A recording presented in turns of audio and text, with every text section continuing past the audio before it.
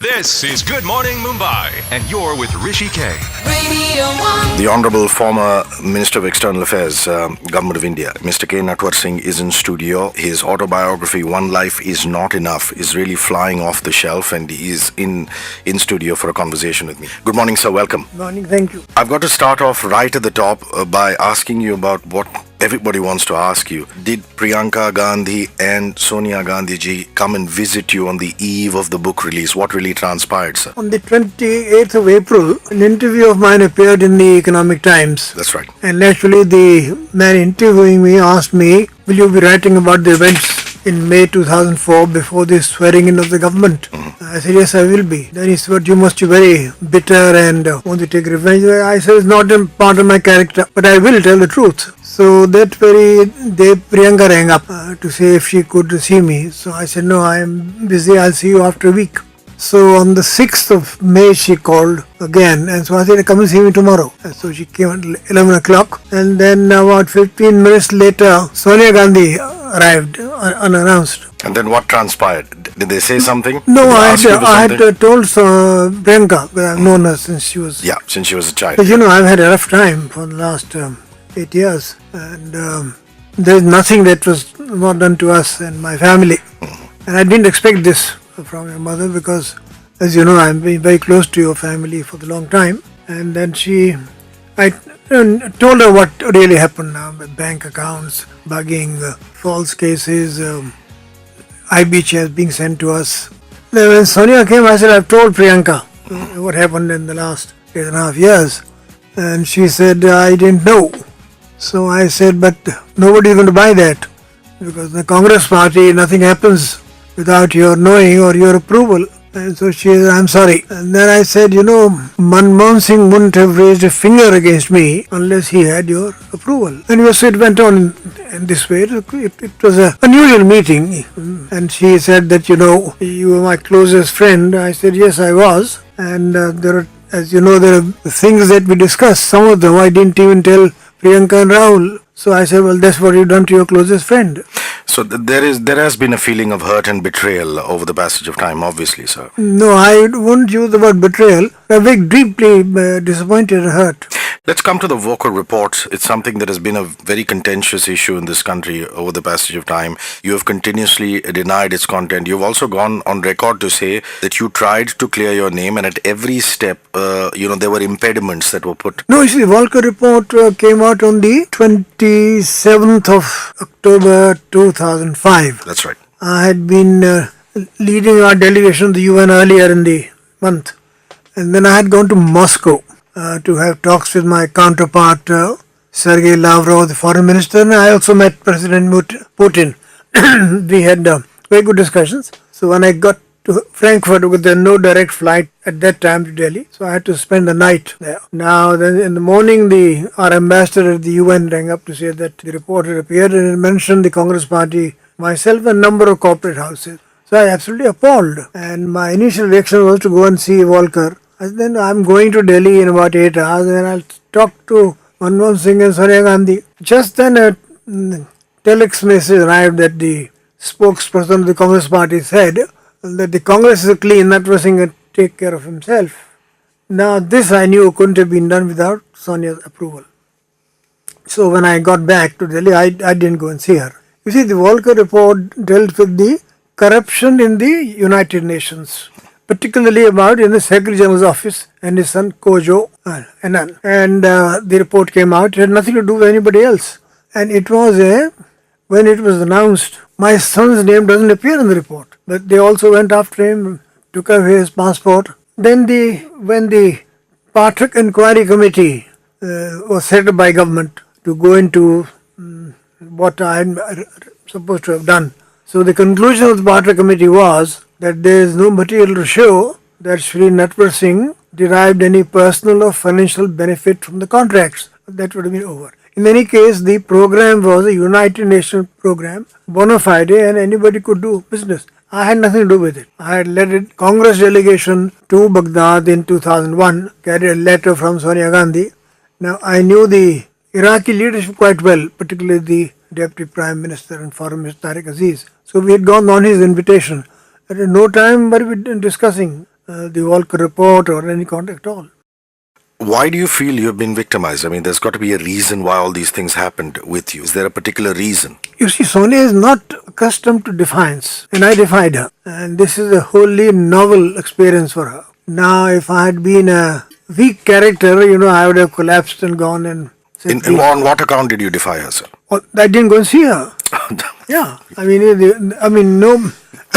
There's a queue to see her, and I had to see her every day for the last 10 years. So I didn't go. And now this is not on in the court of Sonia Gandhi. It's not on. And so I said, if I was a weak character, I would have collapsed, because for some time we went very serious harassment from various government agencies. But I have strong nerves, so I survived. More with Mr. Natwar Singh up ahead. This is Good Morning Mumbai, and you're with Hrishi K. Radio 1. One of the highest honors in the country has been bestowed upon him. It's the only civil servant in 1984 to get the Padma Bhushan. One Life is Not Enough. The autobiography is in stores. You should go and get it. It makes for some gripping reading. In the book, there is an instance of you taking a trip to Russia with Sonia Gandhi, and you went to a small little town called Vladimir. Tell our listeners what transpired there, sir. You see, I had gone, Sonia had been invited to Russia by a particular organization. So our first stop was Moscow. We flew in a special plane, Sonia and I, and my secretary and her aide. After she had given the speech in the morning, we were to go to Vladimir. Frankly speaking, I never heard of Vladimir, and I was wondering why we were going there. So anyway, we arrived. It's a town, I don't think, which has changed in the last 200 years. The ladies and men put on the clothes might have 200 years ago. It's a beautiful little place. And then when we got down, I saw Sonia walking towards the largest building. So I followed her, and so did our host, Yakutin. Then we got into a second room, and on the wall was the pieces of little paper stuck with some messages. And Sonia was reading them very carefully. And then she said to me, "Natwar, my father was a prisoner of war here in this room. And then he escaped and walked all the way to Italy. That's why he went to Vladimir." And there are rumors that he had fascist leanings. So what really is the history of that town in terms of during the World War II and the occupation? Of Vladimir? No, I really don't know the history. A lot of rumors are circulating saying that, he had perhaps come from Asiago in the Veneto region. Nationalism was strong. That he perhaps belonged to the Salo Republic that Mussolini set up in 1943. So those are all contentious issues. No, I didn't go into the history of Vladimir because we were only there for about 45 minutes. Did she ever tell you that she was under intense pressure from the Americans to not appoint you as the External Affairs Minister? Did that happen? Oh, the pressure was not only on her but also on Manmohan Singh. And Manmohan Singh told me that he was having difficulties in appointing me External Affairs Minister because the Americans were putting pressure on him. And so I said that... and why were they putting pressure, sir? I have a reputation of being anti-American. Now, I am not anti-American because only a fool would be anti-American. They are a great country, great democracy. We have good relations with them. They help us in many ways. But I am anti-American stupidity. They go on doing stupid things, whether it's Vietnam or Afghanistan or Grenada or Africa. For 150 years, America was the most isolationist country in the world. Since 1945, they have been the most interventionist. They're all over the place. The American empire is far more extensive than the British Empire ever was. And so when I was in the United Nations, I was in a committee called the Decolonization Committee, and I was rapporteur. So we had a lot of resolutions against the colonial powers, and in 1962 the British Empire existed, and the French Empire and the Dutch Empire, Spanish. And I saw that the Americans were voting with the British against our committee's resolutions on condemning South Africa for apartheid and other countries. And once the American delegate came to me if I could change. So I said, what in the name of you think we are? I'm not going to change a word about it. And then also when I became Minister of State for about 5 years in Rajiv government, off and on we saw that, they're trying arm twisting. They didn't succeed, but they're not used to, people saying no to them. Now, I told Manmohan that, listen, foreign policy of India is made in Delhi, not in Washington. I said the idea that I should, succumb under pressure doesn't arise. And Sonia told me that, could I take another ministry? So I said, why? He said, I'm having difficulty with Americans. So I said, no, I can't again. For the last 10 years, I've been your principal foreign affairs advisor. I'm not interested in Yadamichi. For the last 60 years, I have done nothing else but foreign policy and diplomacy. So eventually, I was made external affairs minister. Up ahead, more conversation with Mr. K.Natwar Singh. Don't go anywhere. This is Good Morning Mumbai, and you're with Hrishi K. Radio 1. One Life is Not Enough is an autobiography by K.Natwar Singh.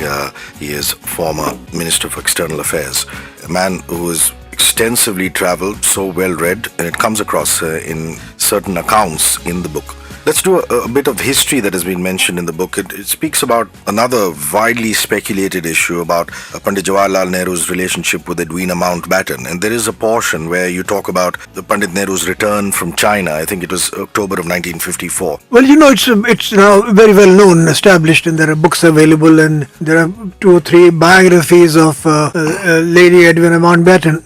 And they, for all practical purposes, very close and intimate. And whenever he went to England, he didn't stay in the hotel. He used to go to Broadlands, where the Mountbatten had an estate.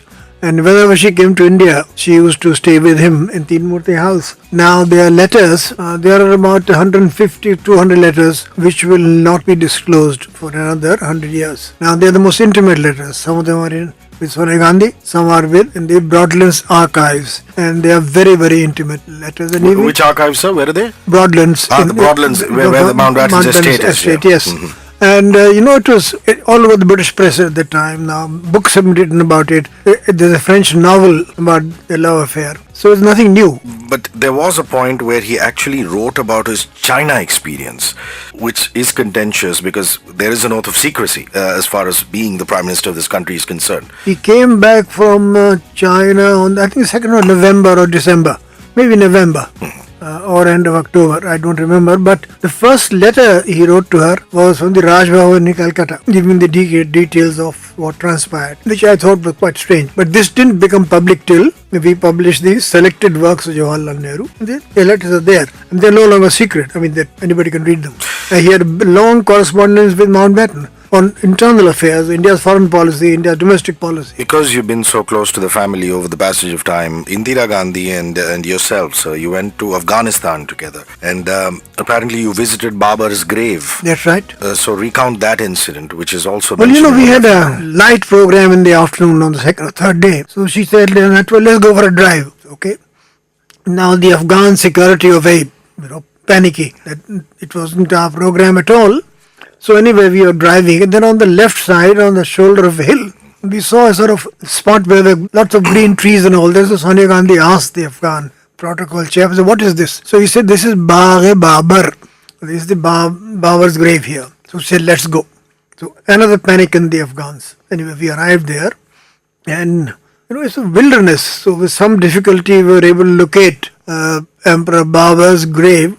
And Indira Gandhi stood there, and I stood behind her. And after a minute or two, she said, let's go, we have had our brush with history. So I said, Madam, I have had 2. She said, but why? I said, here you are at Emperor Babar's grave, the Empress of India. But when I went back 3-4 years later, they had done up the garden beautifully. Natwar Singh ji will be with us through the course of the hour. Don't go anywhere. This is Good Morning Mumbai, and you're with Hrishi K. Radio 1. One Life is Not Enough. It's out in all major bookstores and also available online. Attached to the Ministry of External Affairs, K.Natwar Singh ji has seen so much as far as the history of this particular country is concerned. Okay, now there was another very disturbing part of the book where you talk about how there was spying on all cabinet ministers, and there was a mole present in each of their offices feeding information to 10 Janpath. And not just that, TV channels, newspapers, magazines, publishing and not publishing certain pieces of work. It just seems out of an espionage film. Well, all major countries do this, and nobody confesses. For example, the American embassy in Delhi is 130 diplomatic officers, and 25% are CIS members. Now, they neither say yes, nor they can say no, because, either way they're going to be wrong. So, this kind of thing, at least the major countries do this, and especially 4 or 5 the most important ministries they do. It's not unusual, but in my case, when this came up, So one day she said to me that you are now dabbling in defense deals. So I said, how do you know? He said, but there's a file. So I said, how did you get the file? I mean, this is nonsense, absolutely. And you are questioning my honor, integrity. Here's my resignation. This is not on. Then she continued, but you have been talking to Pranab Mukherjee. I said, yes, he's defense minister. The file has come to me and I'm sending it back to him, and I spoke to him about it. So, and there are many other, for example, Manmohan's secretary, Pulak Chatterjee. He used to take files to Sonia. Not every day, but Sanjay Baru said this in his book in so many words, because he was then working in the Prime Minister's office. So it was generally well known. And you were in the room when she actually made the decision that she would not be Prime Minister of this country. Everybody looks upon it as a large sacrifice. But the events of the book narrate how Rahul Gandhi came into the room and he said something. Please recount. That's true. I mean, UPA had elected her as the leader. You know, Sharad Pawar and Lalu Yadav and Paswan and Surjit and the whole lot of them. But when it got out that, she's not standing, there was an uproar with the UPA partners. Now, when Rahul heard that she was seriously considering, he told her that, my father has been killed, my grandmother has been killed, and if you become Prime Minister, you will be killed in 6 months. And I agree with him that, a group of people who hell-bent on getting this family if they get the top job. And as a mother, she had to accept what her son was saying. Mr. Natwar Singh will be in studio further on. If you have any questions or comments on this, feel free to write to us on Facebook or Twitter. This is Good Morning Mumbai, and you're with Hrishi K. Radio 1. There's a wonderful quote from William Shakespeare at the back of the book. When to the sessions of sweet silent thought I summon up remembrance of things past. One life is not enough is K.Natwar Singh's autobiography. It has so much about Indo-Sino relations, India's relationships across the wide scale of external affairs, foreign ministries, talking about Indo-US relations and a whole lot more. Let's move to the LTTE and the South angle. The book does allege that M.G. Ramachandran covertly supported and financed the cadres, and they were actually being given training in Tamil Nadu. And also that MGR considered Jaffna an extension of Tamil Nadu. So a little bit about that, please. I mean, the Tamils have been in Sri Lanka for 300 years, even more. And the northern part of the Jaffna Peninsula is very near Tamil Nadu. So they have emotional and personal relationships going back hundreds of years. Now, the real trouble started in 1983 when Mrs. Indira Gandhi was Prime Minister. And the Tamils were really butchered. And if anything happens in Sri Lanka and Indian Ocean, India can't ignore it. And we knew that the Israeli, the Americans, the Pakistani, Chinese were meddling in their affairs. This was not in our national interest. So when the Rajiv took over, initially Jayawardene is a very astute politician. And he got the better of Rajiv. And Rajiv was a very trusting, noble, large-hearted person. So he said, let's hammer these chaps in Jaffna. And he decided to drop humanitarian aid and medicines. And in the meeting that was deciding this, I said, have you informed the government of Sri Lanka? So they said, no. And one of the cabinet ministers said, Natwar Singh, why should we tell them? I said, Sri Lanka is a friendly country, small country, member of the UN, member of the Commonwealth, member of the OAU, Organized African States. You just can't do this and you will be flouting their airspace. That's why it's necessary. So Rajiv said, okay, you do that. Then I said, have we informed the High Commissioner of Sri Lanka and Delhi? He said, no. But I said, we must do it. So he said, you do it. Okay. Then I said, have we informed our ambassador of the UN? Because Sri Lanka is now a member of the Security Council for a 2-year period. And they could bring a resolution condemning us and they'll have huge support. So I rang up our PR there, and Gare Khan, a very fine person. So no resolution. And I called the High Commissioner at about 2 o'clock. And the drop was at 3:30. So when I told him Tilak Ratne, he just collapsed. And he said, I tell you must inform your president. He said, I can't from here. I said, use my phone. So he used that. But it was then within 1 month, there was a U-turn. And we wanted to sign an agreement with Sri Lanka, which was signed on the 29th of July 1987. Now, from being antagonists, we became partners. The agreement was not acceptable to a section of Jayawardene's government. His Prime Minister was against it, the Home Minister was against it.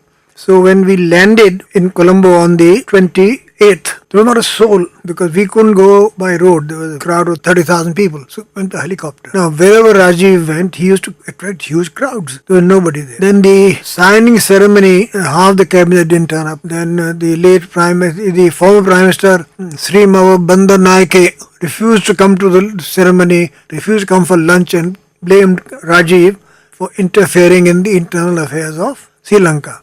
Now, he had a very difficult situation. I mean, if things go wrong in Sri Lanka, it directly involves us. And the Americans wanted to put a radio station in the north. So, after the signing of the agreement, there was a reception in the president's house which overlooks the Arabian Sea. And there, Jayavardhan had told Rajiv that, situation is so bad, if you don't help, there will be a coup.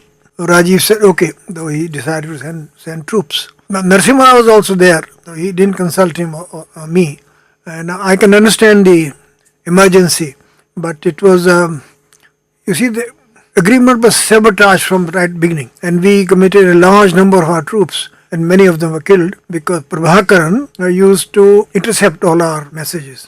And there were too many agencies working. External Affairs, Defense Ministry, Navy, Air Force, IB, RAW, you name it. So it was confusing. And that's why it didn't work well. Now his China policy worked. Sri Lanka was a tragedy. China was a triumph. And we'll come to it later, if you ask me. Yeah, of course. That's what we're going to come into next. Don't go anywhere. It's 94.3 Radio 1. This is Good Morning Mumbai, and you're with Hrishi K. Radio 1.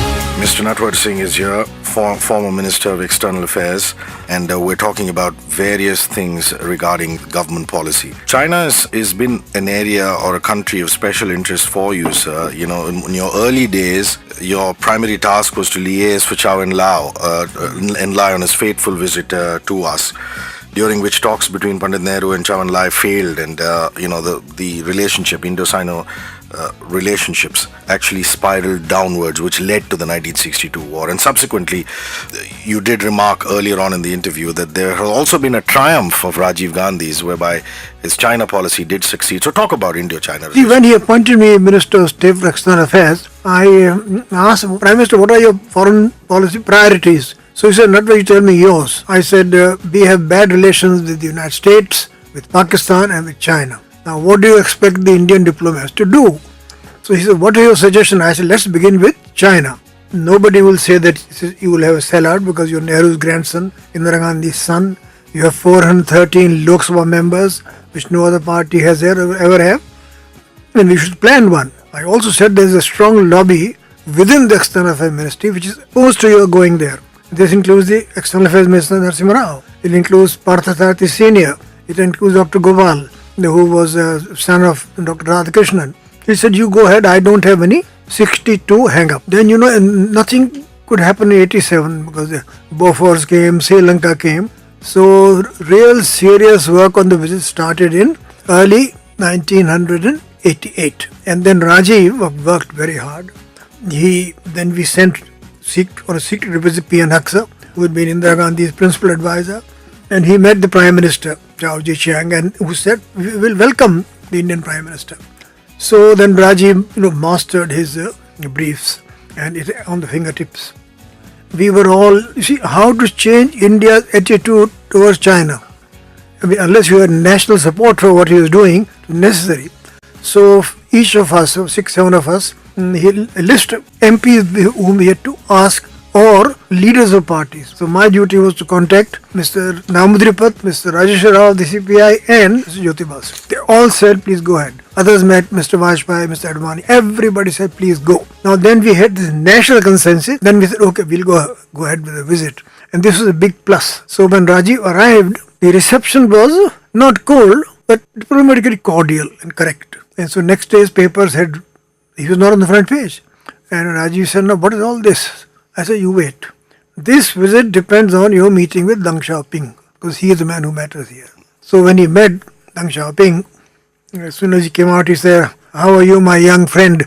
I was General Secretary of the party when your grandfather came here in 1954. You must have been very young. He said, yes, I was very young. And then he shook hands. Now, if the handshake had been finished in 10 seconds, the visit would have died there and then. But for nearly 50 seconds. Now, symbolically, the success was there. And then when they met, I have written another book called My China Diary, so I've given all the details. But speaking in brief, Rajiv was not overawed because Deng Xiaoping was twice his age and had been a very important leader in the Communist Party of the Soviet Union and they held very high posts. And they shared their world vision, what the priorities should be. And he said, put the border aside. We'll have another group for this and let's go ahead on others. So today our trade is 100 billion. Yep. Now, what is even more important, and people forget, from 1988 to this day, the Sino-Indian border has remained peaceful. This is Rajiv Gandhi's achievement, which people forget. Wonderful. Up ahead, we're going to just talk about a little bit about his Cambridge years, his initial years, he joining the Indian Foreign Service. Mr. Natwar Singh in studio. This is Good Morning Mumbai, and you're with Hrishi K. Radio 1. Such a vital player in Indian politics for almost 3 decades and more. Natwar Singh ji is in studio, a glittering career, and also what a fascinating literary career that he's had. You mentioned the China Diaries. There's this book. Talk about your achievements in the literary world. I mean, you do have such amazing command over the English language. I was complimenting you off the mic, saying it was almost like having a conversation with you, reading your book. You weren't talking down, you know. Thank you. Yeah. No, well, I was very lucky to meet E.M. Foster at Cambridge. Wow. Now, he was twice my age, but he was such a good man and believed in friendship and personal relationship. So if he had given me an appointment at King's College, Cambridge at 4 o'clock, and if the Prime Minister of England said, can you come and see me at 4 o'clock, he would have said, no, I have an appointment with Natwar Singh. That kind of person he was. And he introduced me to R.K. Narayan, their writings, R.K. Narayan, Raja Rao, Ahmad Ali, Mulk Rajanand. So I couldn't have met these people without E.M. Foster. So I made a point when I came back to India to look for these people and got to know them very well. Then I got to know Ahmad Ali, who wrote Twilight in Delhi. He was a Pakistan author. I got to know Ansuin, whose book Many Splendid Thing was a world bestseller and made into a film. Love is a Many Splendid Thing with Bill Holden and Jennifer Jones. A great success of the film. You must have been very young. So I met her in China and we became great friends. She died a year and a half ago at the age of 95. But I have maybe 100 and more letters. Similarly, I have letters from all these people which I have preserved. Some of them have been published. And they are very valuable. Now, normally, Indians don't keep letters. I kept every single letter from all the people who came. And it's a treasure with me, which my son and grandchildren inherited this. And so it made me, I'm not a one-dimensional person that only foreign service. I had other interests. And these literary interests were very unusual. That's why this book is a combination of my multifaceted personality. It may not be a great personality, but I have so many interests. Since the age of 16, I don't think I have been without a book. I have a very large library. People ask me that what you do in your old age, having been so active. How do you pass your time? I said, I'm enjoying my old age. I read, I write, I see television, cricket, I listen to music. I spend time with my grandchildren who think their parents are big bores. But, I just think and sit down and enjoy myself. And I have a library where I keep very good intellectual company. Beautiful. In one single year, the Commonwealth Heads of Government meeting and the Non-Aligned Movement Summit, and you were really the pillar of those summits. Talk about that. The 7th summit was to be held in Baghdad. But because of the Iraq-Iran war, it couldn't be. From the 1976 summit was in Cuba, Havana. So this thing was postponed and rescheduled for March 1983. So there was a lookout, who should be Secretary General. And I was the junior most secretary in the External Affairs Ministry. But I had spent 5 years in Indira Gandhi's office. I knew her well. I knew her even before I joined the service because Krishna Hati Singh, his younger sister, her sons were in school with me. Whenever she came to Delhi, I used to go and see Mrs. Hati Singh. So her choice fell on me. The reaction in the ministry was that this fellow knows nothing about summits, he'll fall flat on his face. About 60 heads of state and heads of government came for the meeting. And such a gathering had never been hosted in Delhi by anybody in all these years. So there are 104 countries were represented, all of them at the very highest level. So I had tremendous responsibility and tremendous experience and I could get things done because everybody knew that I had access to Mrs. Gandhi. Otherwise, there were so many hurdles which were cleared just by going and seeing her. So then it was followed in November by the Commonwealth heads of state government. Now, because we had worked so hard, so the infrastructure was available for the Commonwealth Conference. In the Northern Ireland movement, you speak 20 languages. In the Commonwealth, it's English, which helps matters.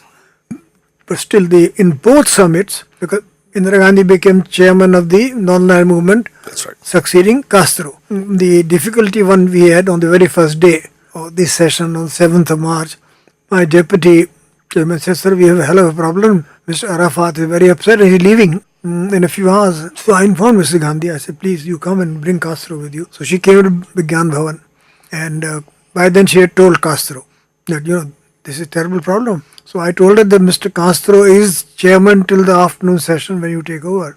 So Castro rang up Arafat and called him to Vigyan Bhavan and said to him, "Yasir, is Indira Gandhi your friend?" He said, "Friend? Friend? She's my sister, elder sister." So Castro then behave like and cancel your flight. You can't think. And then in the Commonwealth Summit, we had a retreat. It's a new thing when the heads of government go there and without any officials, they're just by themselves. Here again, Indira Gandhi was a star. And it was at the end of the retreat that I said to Mrs. Gandhi, you put me right up. Nothing else to look forward to in civil service. I have 5 years to go. I'd like to come into politics. So she said, "Okay, I'll think about it." And that's how it happened. The rest is history. We're going to have some summing up thoughts up ahead with Natwar Singh ji. Don't go anywhere. This is Good Morning Mumbai, and you're with Hrishi K. Radio 1. Highly advocated, it's flying off the shelves, about to create records. One Life is Not Enough, the autobiography of K.Natwar Singh, and he's in conversation with me. A little bit of espionage. The book also talks about Mathai, the personal secretary of Pandit Nehru, and that he had links with the CIA. That's what, S. Gopal, he was, first of all, director of the historical division. He had done a degree in Oxford because his father was teaching Eastern religions at Oxford in the late 30s. And Gopal himself was the intellectual of the highest order. So in his book, he has written a 3-volume biography of Jawaharlal Nehru. It's the best biography. And in that he has mentioned this, that Mathai was linked with the CIA. And he says from 47 till 59, every paper that crossed Nehru's table was with the CIA. So there is no doubt that there is a linkage there. Yeah, there is absolutely. Gopal is a very highly respected person. Respect. You've talked about certain leaders. I mean, it is no secret, and you mention it, and I quote saying, Manmohan Singh is a decent man, but he was spineless. You talk of P.V. Narasimha Rao, where he actually offered that Sonia Gandhi should have a telephone which will link him and give him direct access to her, and then she said okay, and then she refused later on. And then, of course, the Indira Gandhi years and the Jawaharlal Nehru years. No, I mean, I was a very young person. Although I was for 11 years in the Foreign Service before he died in 64. And I think history has been very unkind to him. Jawaharlal Nehru was not only the second most important leader in the freedom movement after Gandhiji, he was also Prime Minister for 17 years. And it's due to him that we have, in modern India, democracy, secularism, humanism, pluralism. He built dams, he built steel plants, he set up IITs, he set up the Atomic Energy Commission, the Planning Commission, and what have you. He was a great Prime Minister, but he's not a great Foreign Minister. And he made 3 serious mistakes, which I referred to in this. He's taking Kashmir to the United Nations, and that too under the wrong chapter. Went into 6th chapter, which was a dispute, 7th chapter, aggression. Then China, he misread the policies and minds of the communist leaders. Mao Zedong and Chun Lai and the rest of them, who had been hardened and conditioned by 6,000-mile long march, nothing. Then third was a permanent seat in the Security Council with a veto. He was in Russia in 55 and he had a very, very successful and popular welcome. And during one of the discussions, Bulgarian, who was Prime Minister, although Khrushchev was the big person because he was secretary of the Communist Party, Soviet Union, he said, "Prime Minister, we will suggest to you that Russia will support your membership of the Security Council as a permanent member with a veto. And we've talked to the Americans and they are on board." And Nehru said, "No, I don't want, I'm not interested. This is just to get us in trouble with China." Now this is a total misjudgment. Today we are running around the world requesting them to please And we were so close. Yeah, and so close. Obama comes and promises that India should be, but what is he doing about it? Why don't you get up and say that yes, they should be? Nobody has said it. And China will never allow you get in.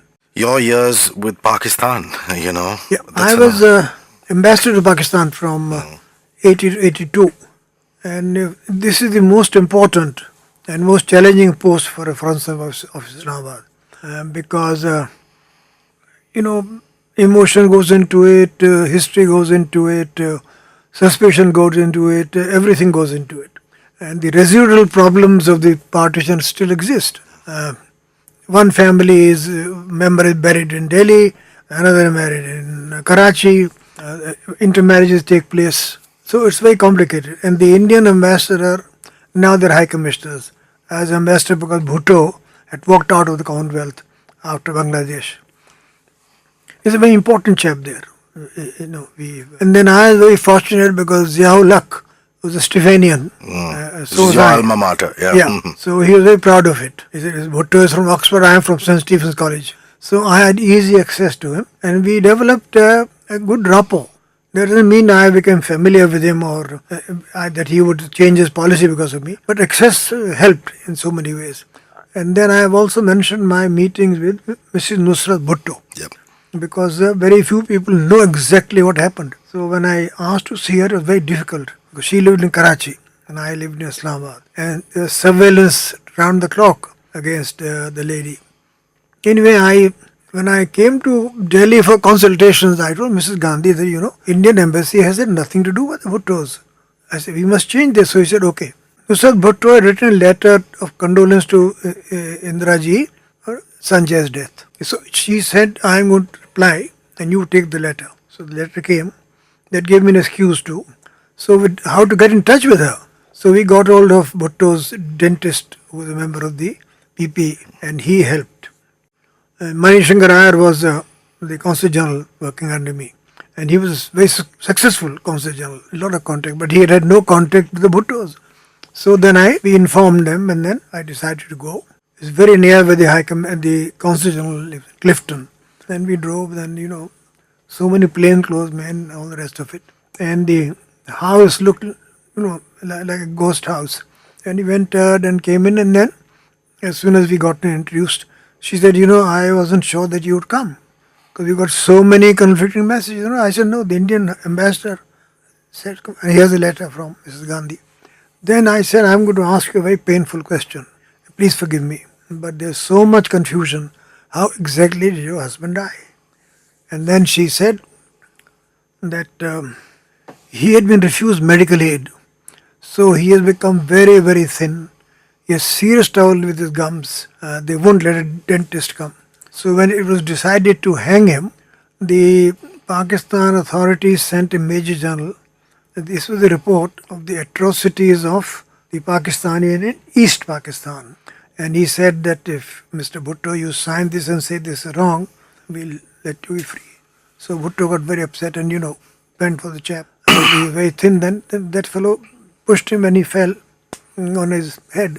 God. And he, according to her, he died. And for public purposes, they said they had hanged him, but they couldn't hang him, man was already dead. And when we had been told that the burial in Larkana will take place at 4 a.m., but they changed it to 2 a.m., nothing we could do. And we had our last meeting the day before he was being hanged, within quotes. And he said when he was lowered into the grave, you have to turn your face towards Makkah. Yeah. So he said if his neck was broken, he couldn't do it, but his face could go. Then his tongue was not protruding, and his eyes. Okay. Which is what happens when you're hanged. Exactly. So he said this is exactly what happened. So I had a wonderful time with you. Thank you so much for sparing your time and full power to you. And it's made for such excellent reading. One life is not enough, and the conversation is even more exciting. Thank you. I'm very happy to be here.